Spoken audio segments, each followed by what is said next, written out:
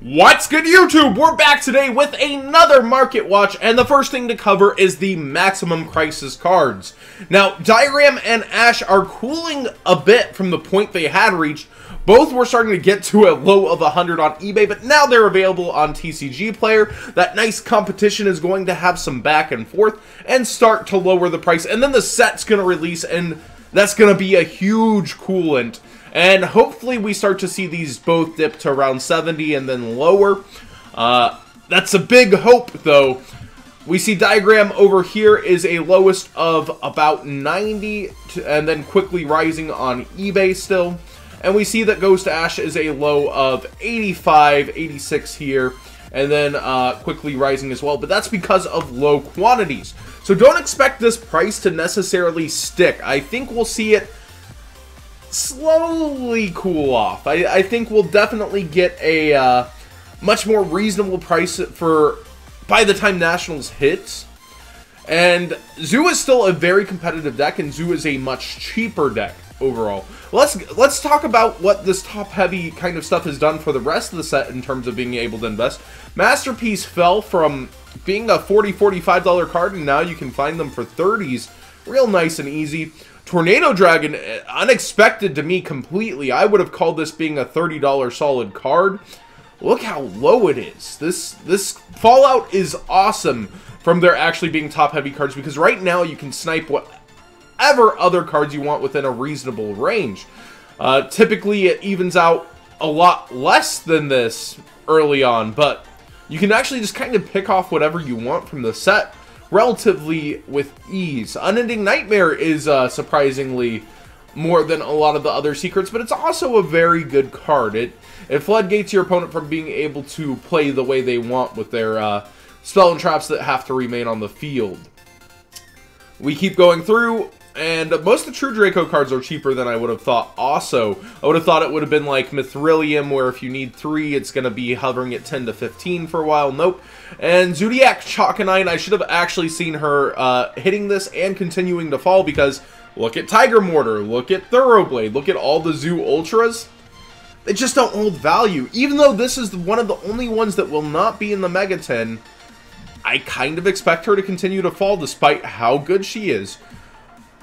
It's pretty crazy. You need 1 to 2. Most people are only playing 1. You're able to send her back with Emerald, and then she's a generic like Broadbull where you can use 2 or more. So she's very easy to access, but she's gonna continue to fall in price, I would think, much like Tiger Mortar. The Ultras for Zoo just don't seem to hold value. And things like Draco Phoenix here, just so cheap. I expect the Supers to fall before they rise on this as well, even with True King of all Calamities. $2 is a pretty good deal, but it's a very specific player playing that.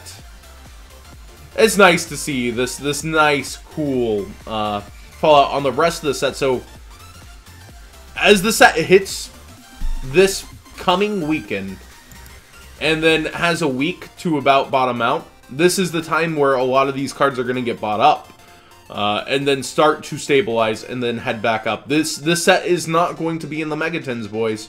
So pick and choose what you want now and kind of wait for the right time in the next couple weeks. I don't expect Tornado Dragon to stay this low, personally. Out of everything that I've seen from the set, that would be my pick of a horse that's gonna bottom out and then spring up. Rank 4s are always relevant, even with links coming, boys. Even with links coming. It's this top-heavy thing where I think I'm gonna have to talk about it with a few other tubers. It's so hard to see a set come out, and if you want 3 of each secret, which are almost needed to play, it outweighs a lot of people's trade binders. People say the game is pay to win, but realistically, it's pay to play, because even in the top cut of, say, the 50th Shonen Jump Costa Mesa, where there's $4,000 Dark Arm decks, you saw how many Dark Arm decks ended up in that top cut. It's you get to a certain level of competitive play, and everybody's still going to be there with a lot of the same resources that bothered to travel out, that paid for flights to get there. So you're going to be clashing with people that have access to the same cards eventually, no matter how pricey cards get, unfortunately. So it's definitely pay to play in that competitive sense. But on the local level, I think it can be pay to win at this point. I think like case tournaments this weekend, opening case tournaments, a lot of people have these. They'll be waiting off. They'll be like, oh, I might win it in the case tournament. And it really could put in work having those ashes and having those diagrams in case tournaments this weekend. So that was the Maximum Crisis pretty much set review. What do you guys think? Is there anything that I missed? Should I have gone further back? There's several pages here. Set rotation. Oh, geez, $2 common. So, you know what to pick off of regionals at tables if somebody leaves them in. That nice set rotation. I know I picked up quite a few Fairy Tale Snows back in the day when I was going around and people would leave their commons on the table. I'd be like, hey, you want those? And I'm like, nah, have them. This is one of those cards to go and pick up out of there. So, the collector's market continues to have its problems.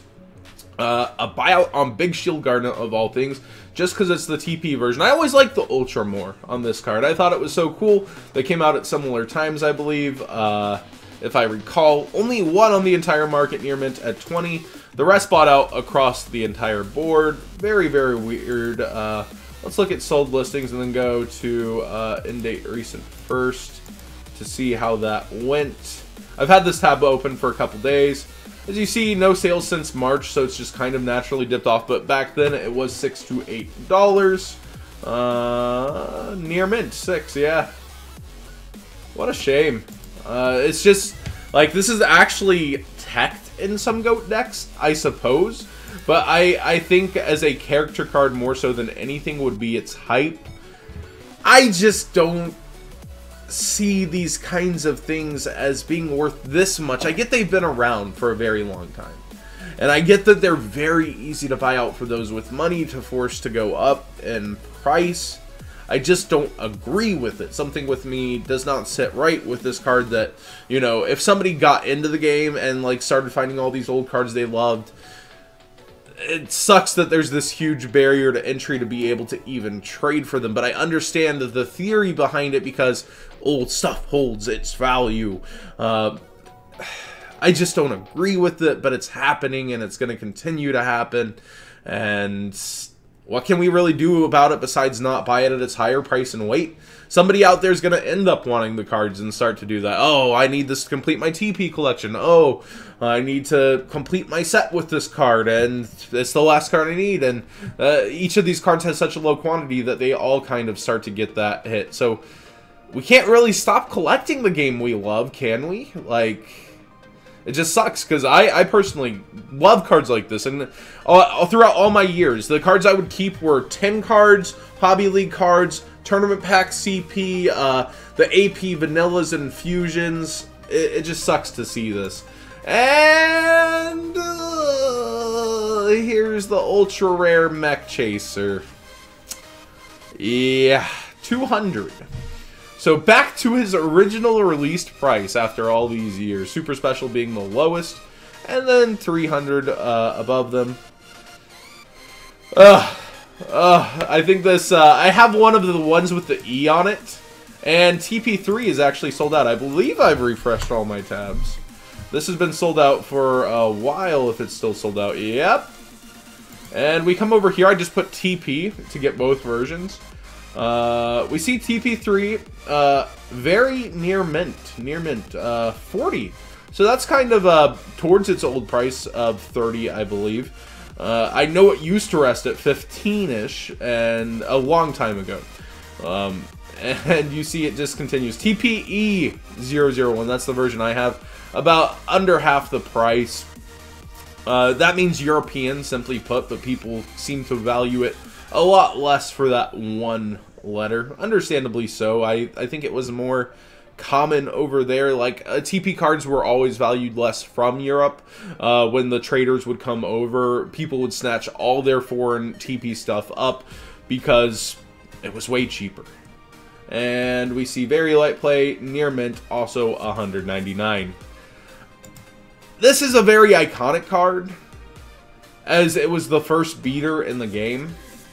Again, I personally wouldn't justify the price or go out and buy these. but it's a flagship of somebody's collection when they have this card sometimes. So it's just like, I think directly, and this is a stay woke theory, I think directly, cards like, if we go back to Ghost Ash and Dragonic Diagram, cards like these earning this price make people go crazy and put their cards at higher prices overall.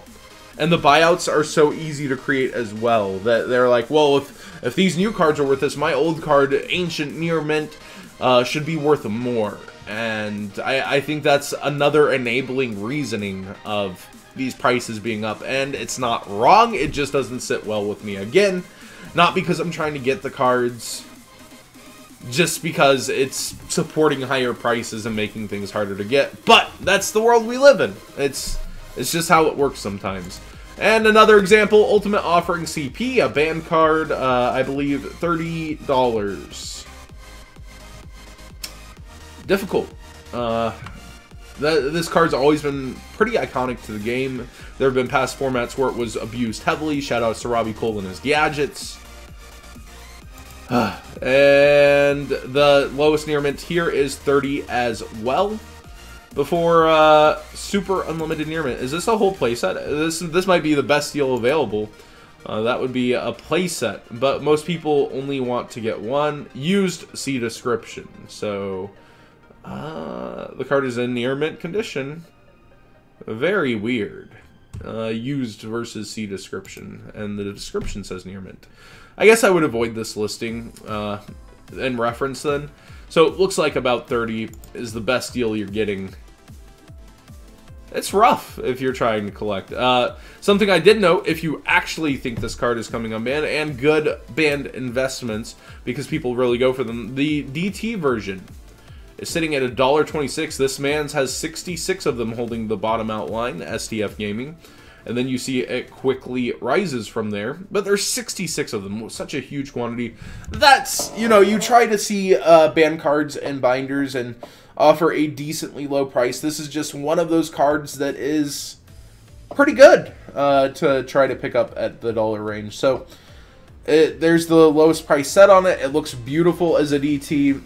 If for whatever reason you are collecting nice looking old cards, this DT is definitely the budget option I would go with. But, you know, there's a really good feeling when you collect a CP or TP set. So thanks for watching, guys. A bit of the old, a bit of the new in this market watch. I hope I covered everything that you might have wanted with Maximum Crisis. If I did miss something, let me know in the comment section below. That was kind of surprising on set rotation, but at the same time not for that $2. But I definitely think it, to sum up my thoughts, I think a lot of the prices, the top heavy prices will continue to cool down. And I think we'll see some of the other prices that are bottoming out start to go up. So I would consider slowly starting to pick up the prices that are bottomed out right now.